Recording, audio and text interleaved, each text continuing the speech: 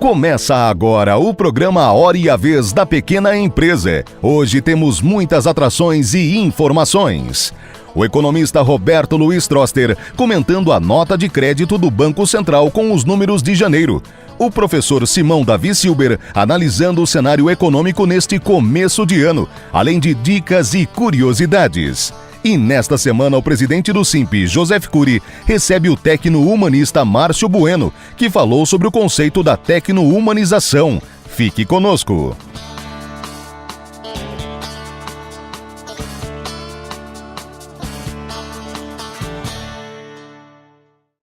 Terça-feira, dia 26 de fevereiro, aconteceu no Palácio dos Bandeirantes o evento Melhoria do Ambiente de Negócios, Doing Business Brasil 2020. A abertura ficou a cargo do governador João Dória.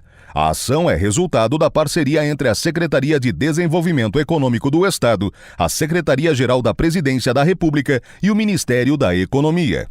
O evento reuniu cerca de 200 gestores governamentais, além de muitos profissionais liberais e empreendedores, para compartilhar informações sobre abertura de empresas, pagamento de impostos, comércio internacional e registro de propriedade.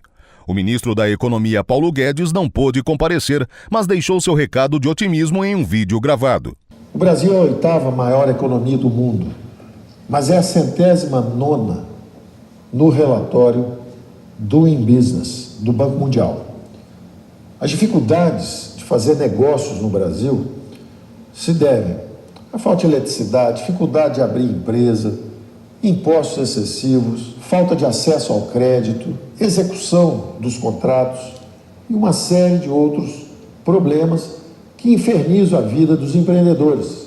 O nosso presidente assumiu em Davos um compromisso de trazer o Brasil de 109º lugar para entre as 50 primeiras economias do mundo. Na verdade, nós devemos ter a 8ª posição. Se somos a 8ª economia do mundo, devíamos ser a 8ª também em facilidade de fazer os negócios. Mas é muita coisa para um governo de só 4 anos. Então, nosso presidente fixou, vamos sair de 109º e vamos para entre as 50 primeiras economias do mundo. Nós estamos 100% comprometidos com essa meta estabelecida pelo presidente. Nós vamos simplificar impostos, reduzir barreiras e excessos burocráticos, vamos criar um ambiente de negócio favorável e isso deve acontecer tanto na vida do cidadão quanto na vida dos empreendedores muito cedo.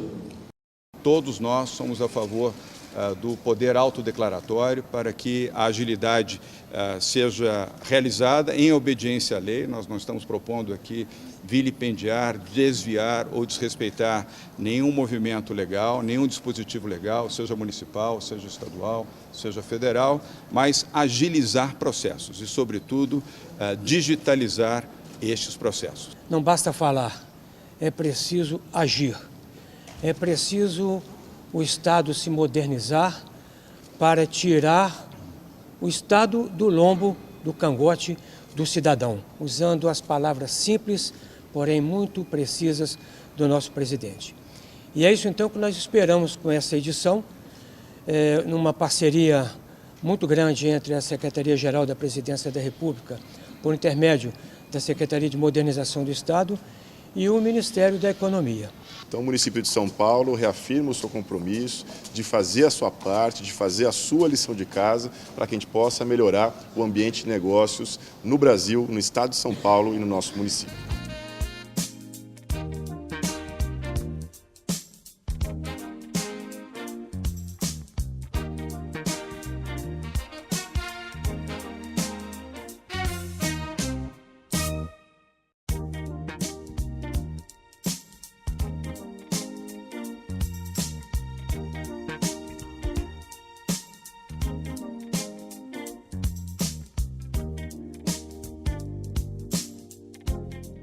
Com 190 mil frequentadores a cada final de semana, o Parque do Ibirapuera é o centro de lazer mais famoso da capital. A abertura do Parque do Ibirapuera marcou as comemorações dos 400 anos da cidade de São Paulo em 21 de agosto de 1954. Às 10 horas da manhã, houve uma salva de 400 tiros de 15 em 15 segundos para celebrar o 4º centenário da capital paulista. O local era um antigo acampamento indígena e contém 1.600.000 metros quadrados. Os arquitetos Oscar Niemeyer e Burle Marx dividem a autoria do projeto arquitetônico do parque. Essa, você sabia?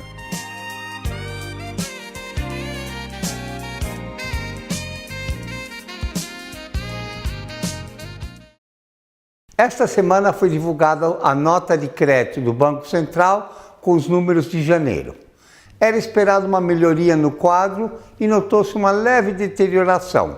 O saldo total de crédito caiu um pouco na margem, as concessões de crédito caíram e as taxas, na média, aumentaram. A inadimplência na margem também aumentou. O crédito como um todo é disfuncional no Brasil. A relação crédito-PIB no Brasil é metade do que a mesma para países desse mesmo nível de renda. Mostra que tem um potencial muito grande para subir. Mas nesse andar da carruagem isso não vai acontecer nunca. Você tem compulsórios como em nenhum lugar do mundo, você tem tributação como em nenhum lugar do mundo, e você tem uma regulamentação que, em vez de procurar um equilíbrio entre as partes, entre tomadores e devedores, é muito voltado para os credores. A consequência disso são falências. Atualmente, 5,7 milhões de empresas têm anotações de atraso porque não conseguem cumprir seus compromissos financeiros. Ou uma consequência pior ainda, socialmente falando, são os desempregados. Semana também foi divulgado ao PNAD com o desemprego do último trimestre, que terminou em janeiro, mostrando que mais de 12 milhões de cidadãos querem trabalhar e não conseguem. Isso tem que mudar e pode começar a mudar mudando a intermediação financeira.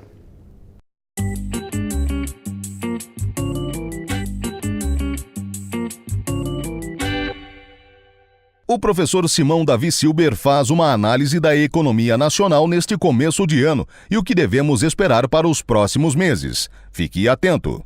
A economia brasileira, em 2018, estava tendo um desempenho bastante adequado até meados do ano e na altura da greve dos caminhoneiros, e a partir daí, em função de uma série de incertezas, particularmente o clima político antes da eleição, a economia deu uma desacelerada importante. Ou seja, a gente entrou em 2019 com uma economia em desaceleração.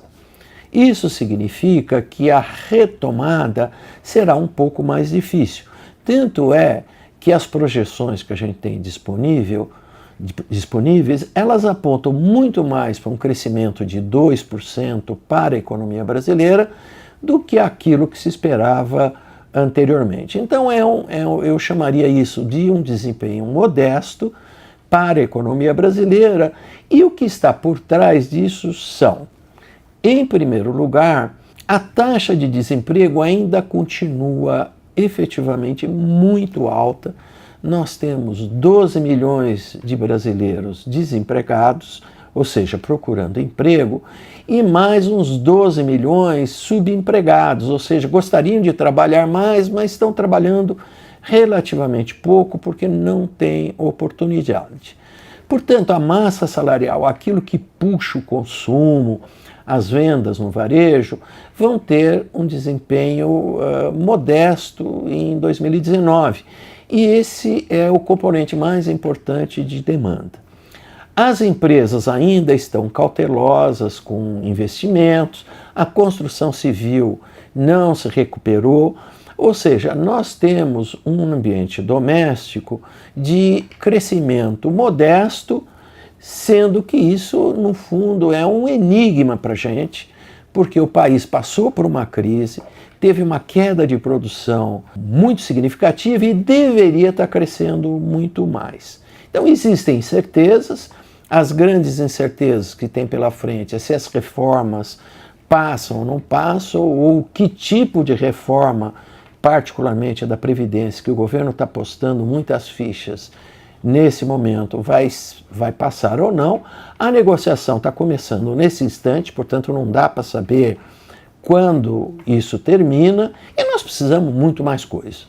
né? O país precisa de um programa de investimento, financiamento, privatização, concessões na área de infraestrutura, uma abertura maior da economia para poder exportar mais, para poder importar mais, ter ganhos de produtividade, e tudo isso ainda está engatinhando.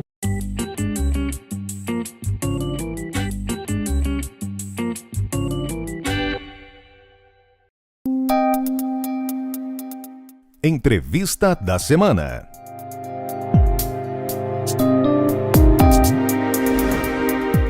O nosso convidado de hoje é Márcio Bueno. Ele é o criador do conceito da tecno-humanização. É um prazer tê-lo conosco. Eu agradeço muito o convite, é uma honra estar aqui com vocês. Muito obrigado. O que vem a ser a tecno-humanização? A tecno-humanização é um conjunto de metodologias e ferramentas que trabalha em 3 pilares: Technology, Business and Mindset Transformation. Então a gente trabalha na transformação tecnológica das organizações, na transformação dos negócios e na transformação de mentalidade das pessoas e empresas. Ou seja, tudo isso está fundado no homem. Sim. Hoje em dia é inegável que a tecnologia é fundamental para o desenvolvimento de qualquer atividade produtiva. Porém, tudo começa e termina no ser humano sempre. E a tecnologia sozinha, por muito que se fale de inteligência artificial ou de tecnologias que vão substituir o homem, ela vai substituir alguns trabalhos realizados pelo homem, mas jamais substituirá o homem. Na essência, quando você muda o comportamento do homem, quando você agrega tecnologia, quando você agrega eficiência, você está buscando novas formas de reinventar as empresas, é isso? É isso. Hoje, como as empresas têm trabalhado com o que eles chamam de transformação digital, elas partem de um modelo que elas consideram imutável, o core business delas, fazem o planejamento estratégico e buscam a transformação digital, que é usar a tecnologia para fazer o que elas já fazem hoje. O nosso modelo é muito diferente. A gente utiliza a tecnologia para analisar o impacto que as tecnologias, diferentes tecnologias que existem no mercado, podem ter na sociedade, na empresa e nas pessoas. E a partir disso, transformar o modelo de negócio das empresas em modelos conscientes. Isso tem algo a ver com a tendência atual de não ter um sentido de posse, de propriedade material de bens, produtos? Sim, sem dúvida, sem dúvida. Um dos indicadores que nós trabalhamos dentro do nosso modelo e da nossa metodologia é o indicador da desmaterialização. A desmaterialização é que as novas gerações buscam ter acesso aos bens e não a posse. Então isso faz com que modelos de assinaturas, modelos de acesso à tecnologia ou a bens e serviços substituam a posse. Sem dúvida, é um dos indicadores importantes que as empresas devem prestar atenção. Isso se aplica para qualquer empresa ou existem empresas que não podem se enquadrar nesse modelo? Todas as empresas podem e deveriam prestar atenção e aplicar o conceito da tecno-humanização. O que acontece é que dos 12 indicadores que utilizamos para fazer a transformação do negócio, nem todos os indicadores são aplicados a todos os modelos de negócio ou todos os tipos de empresa. Mas o conceito como tal é aplicável a todo tipo de empresa, desde pequenas empresas profissionais liberais a grandes multinacionais. E quais são as mudanças, como exemplo, que você daria desse novo enfoque? Olha, eu posso te dar um exemplo de uma empresa que a gente está trabalhando e colaborando com eles agora, é uma empresa que vende sapatinhos de bebê. No modelo tradicional eu tenho um core business que é vender sapatos de bebê, eu tenho um planejamento estratégico que eu tenho que crescer X% ao ano e fazer de uma determinada forma, e aí aplico tecnologia para poder vender mais e melhor esses sapatos de bebê. Na verdade, o que a gente detectou com o nosso modelo é que muitas das vendas que eram feitas nos levavam a vendas absurdas, onde as pessoas sabiam previamente que não iam utilizar, que o cliente não ia utilizar os sapatos comprados, porque as crianças, os bebês crescem, enfim. Nós aplicamos o modelo de uma forma diferente, aplicando esse indicador da desmaterialização em um dos casos. Basicamente, o que a gente fez foi um modelo de assinatura, onde a empresa que vende o sapato de bebê vende uma assinatura para os pais, eles pagam um valor equivalente a 15% ou 20% do preço do sapato. Quando o bebê cresce, ele devolve o sapatinho e pede outro. A pessoa que está comprando o sapato, ela está, na verdade, alugando, ela vai pagar muito menos, a empresa que está vendendo, ela vai alugar isso para muita gente e todo mundo ganha. É um modelo muito mais consciente. E ela vai utilizar a tecnologia, porque ela vai ter que desenvolver uma plataforma de assinatura, meios de pagamentos eletrônicos, integrar isso com logística. Então, a tecnologia não é para fazer ela vender o mesmo modelo que ela vendia, e fazer de forma diferente. O produto é o mesmo, a forma é diferenciada. Exato. Nesse caso especificamente, o produto é o mesmo e a forma de... Nas empresas, de uma forma geral, esse processo, a tecno-humanização, ela se baseia no comportamento das pessoas? Sim. Nós definimos um ciclo de transformação onde a gente identificou que absolutamente todas as mudanças e novidades, as demandas de novos produtos e serviços não se dá pela tecnologia, e sim pela mudança comportamental das novas gerações.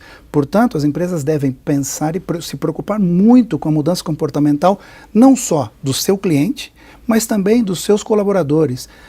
Devido à longevidade nossa, que aumentou a esperança de vida, e as mudanças que a gente está tendo na sociedade, a gente vai ter que conviver, eu e você, com uma ou duas gerações simultaneamente.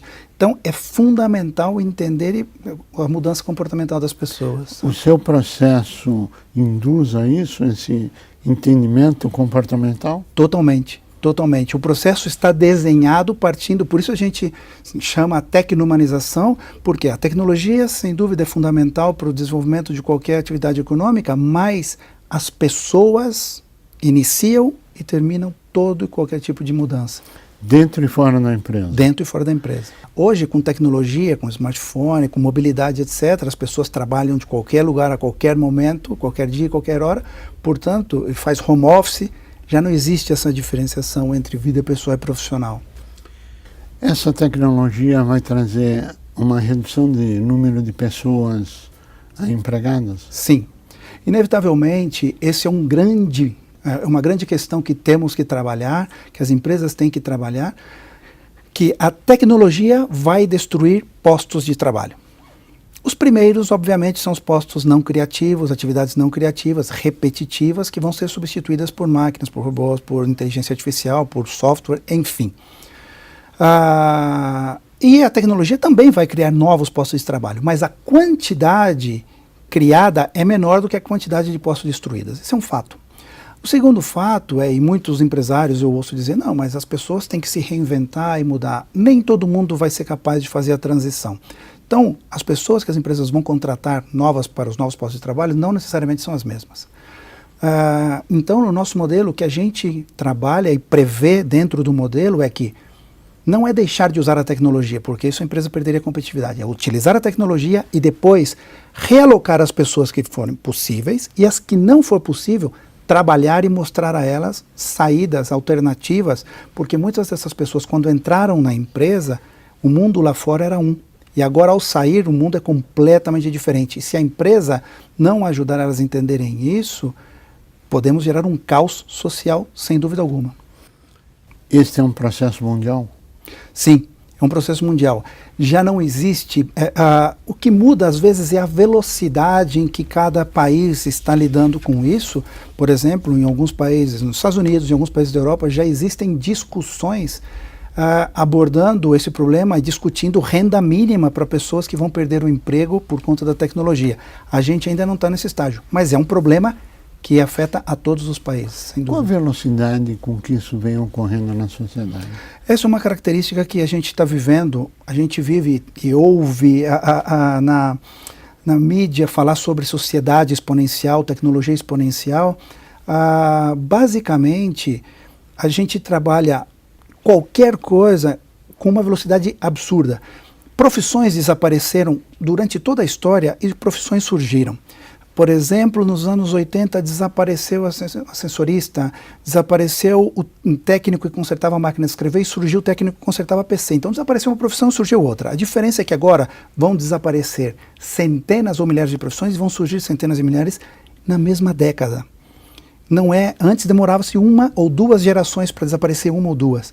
Então, essa velocidade é absurda. A velocidade que a tecnologia imprime e a velocidade das mudanças que a gente está vivendo é muito grande. Faz com que essa sociedade exponencial nos traga o tempo médio, o tempo útil de vida das empresas diminuiu por conta disso.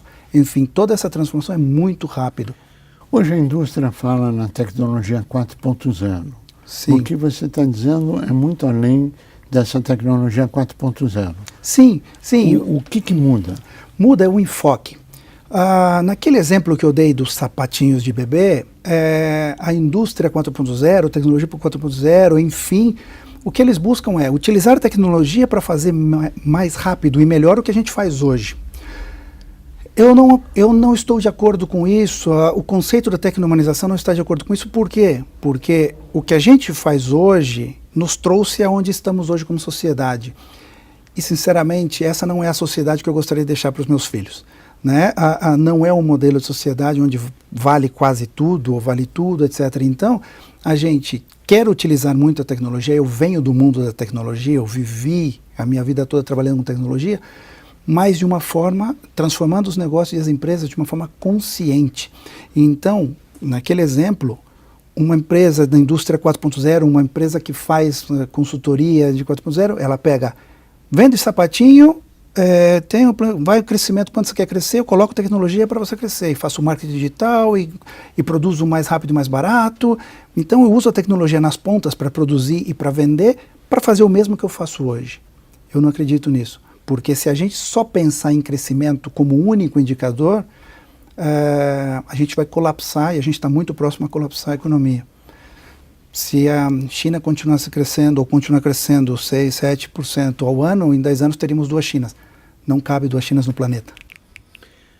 Na essência, a mudança da velocidade da informação e a tecnologia é que viabilizam todas essas mudanças baseado nas novas tendências de consumo, de demanda do ser humano, é isso? Sim, sim. As 3 principais variáveis que diferenciam essa revolução 4.0 das anteriores, efetivamente, a tecnologia, que hoje é capaz de viabilizar quase qualquer coisa. Bom, tecnicamente, quase qualquer coisa, comercialmente ou economicamente é outra história, mas é possível. Então a tecnologia viabiliza quase qualquer coisa. Basta eu pensar que eu quero um produto ou um serviço de uma determinada maneira, eu consigo com tecnologia. A velocidade que as transformações e que as mudanças estão acontecendo, e depois, e por último, a mudança comportamental e ter que conviver com 2 gerações ao invés de uma, porque antes a gente convivia muito pouco tempo com uma geração, com a geração anterior. E hoje a gente vai conviver muito tempo com 2 gerações. Na verdade, todas essas mudanças elas vêm ocorrendo muito rapidamente. E qual será o papel na sua avaliação e a importância da pequena empresa nesse novo cenário? A pequena empresa, ela se encontra agora desprotegida frente às grandes empresas globais sobre comércios eletrônicos, sobre inclusive indústrias, impressoras 3D locais, etc. Então, talvez uma das grandes e únicas saídas é buscar um processo de tecnomanização onde defina um propósito e consiga o engajamento dos seus clientes locais, consiga fazer com que esse ecossistema que se volta próximo à empresa faça com que ela sobreviva e se desenvolva. Então é fundamental esse tipo de conceito, o conceito da tecnomanização para pequena e média empresa. E o custo para isso é acessível? É acessível, é perfeitamente acessível. Não é algo que está pensado somente para grandes multinacionais. É perfeitamente acessível, mensalizado, você pode fazer isso de uma forma muito tranquila. E isto manteria a importância das pequenas empresas e o mercado interno? Sim, porque elas são fundamentais. Pensando naquele exemplo que eu dei das empresas que vão desligar muita gente vai perder o trabalho, muitas dessas pessoas não vão conseguir o mesmo trabalho, ou um trabalho similar, porque as profissões vão desaparecer e não vão conseguir se reinventar. Então, no futuro próximo, muitas empresas não vão viver de um emprego, e sim do seu talento conectados em rede. Isso faz com que se crie ecossistemas onde as pequenas empresas consigam aglutinar isso e trabalhar de forma extremamente harmoniosa e beneficiosa para todo mundo. Márcio Bueno, nós agradecemos muito a sua participação e desejando que a tecno-humanização seja uma tônica em toda a sociedade, com oportunidades, o mercado interno, as pequenas empresas, e que venha toda essa tecnologia para o bem e o desenvolvimento da sociedade. A você que esteve conosco, o nosso mais profundo agradecimento, com a certeza que estaremos juntos na semana que vem. Até lá!